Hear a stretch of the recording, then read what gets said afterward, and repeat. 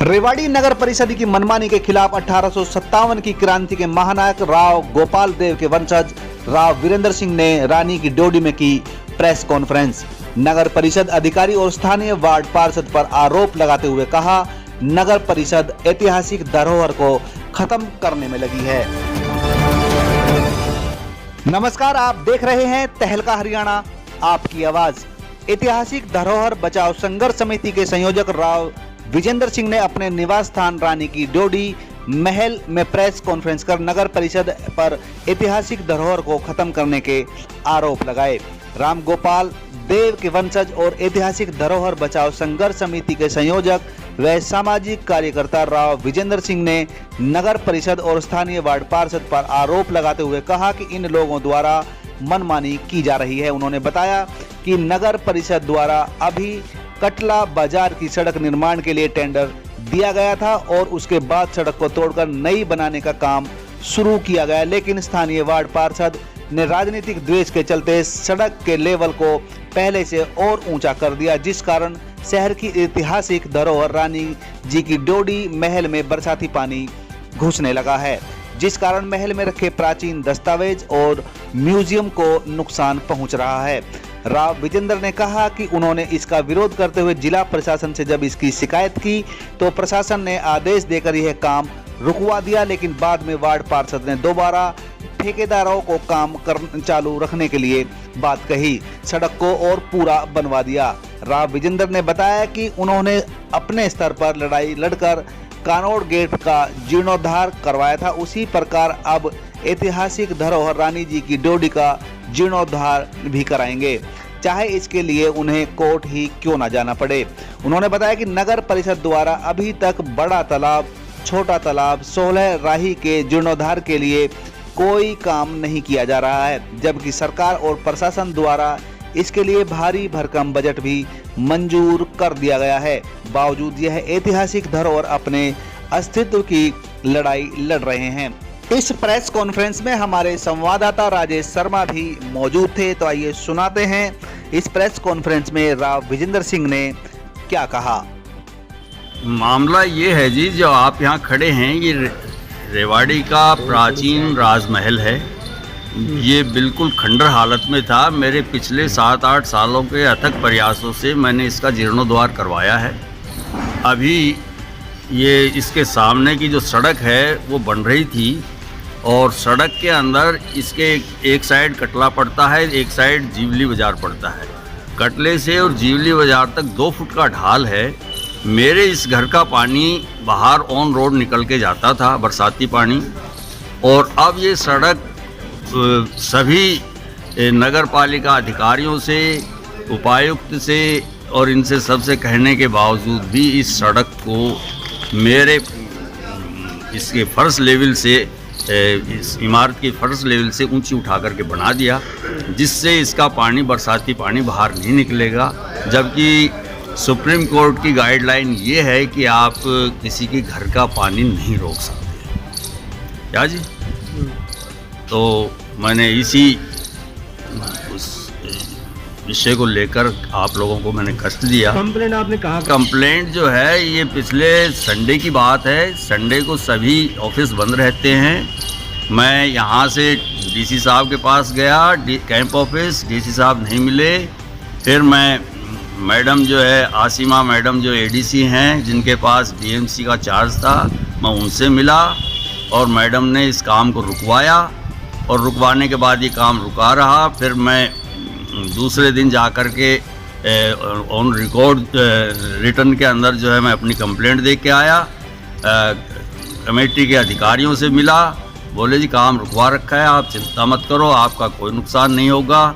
कल अचानक वो ठेकेदार आकर के फिर इस काम को शुरू करके वो बना गया और ये जो इमारत है, जो ऐतिहासिक जगह है, ये अब फर्श सड़क से नीचे रह गई। इसका बरसाती पानी आगे नहीं निकल पाएगा। बरसात जब होती है पूरी शहर के सीवरेज ओवरफ्लो होते हैं, ओवरफ्लो बैक मारता है। और मेरा जो ये अंदर ये म्यूज़ियम है, इसके अंदर पिछले 700 सालों का जो है ऑन रिकॉर्ड रखा हुआ है। बादशाहों के फरमान हैं, एक रजवाड़े से दूसरे रजवाड़े को जो चिट्ठियाँ पत्रियाँ आती थी वो हैं, बेशकीमती बुक्स हैं। और वहाँ तक अंदर पानी चला जाता है। ठीक द्वेष के चलते ये सब चीज़ें की जा रही हैं। मैं आप लोगों के माध्यम से मैं जब प्रशासन को इस चीज़ से अवगत करवा चुका तो मैंने यही था कि भाई प्रेस को भी मैं इस चीज़ से अवगत कराऊं कि एक शहर की इतनी खूबसूरत जो चीज़ मैंने अपना अथक प्रयास, धन, मन, लगन से मैंने इसको दोबारा जिंदा किया है और इसको राजनीतिक तौर पर इसको ख़त्म करने का इरादा है, जिसमें प्रशासन भी आँख नीचे बैठा है। इसके अलावा भी धरोहरों की तरफ मैंने ही ये कानोट गेट के साथ ऐसे ही हुआ था आज से 10-15 साल पहले, और मैंने इस गेट के लिए उठाया था जब इस सभी शहर के गेटों का जीर्णोद्धार हुआ। वो मेरे पास सारा रिकॉर्ड रखा है। मैंने जहाँ जहाँ ज्ञापन दिए, जहाँ जहाँ कंप्लेंट की, क्या मैंने उनको वो अपना वो दिया कि इनको ऐसा करा जाए, वो सब चीज़ें मेरे पास रखी हैं। उस टाइम प्रशासन ने किया। और बहुत सी इमारतें हैं, तालाब हैं शहर के, और छतरियाँ हैं, वो सब किसी की ध्यान ही नहीं। अभी डीसी साहब कह रहे थे कि सभी तालाबों को जो है की तरफ ध्यान दिया जाएगा, तो मैं कह रहा हूँ अभी तक तो कोई ऐसी कोई बात हुआ ही नहीं। डीसी साहब की अभी 2-4 दिन पहले की ही जो है स्टेटमेंट है कि ज़िले के सभी तालाबों को जो है रख रखाव और उनका जीर्णोद्धार के लिए सरकार जो है, जिला प्रशासन सक्रिय होगा।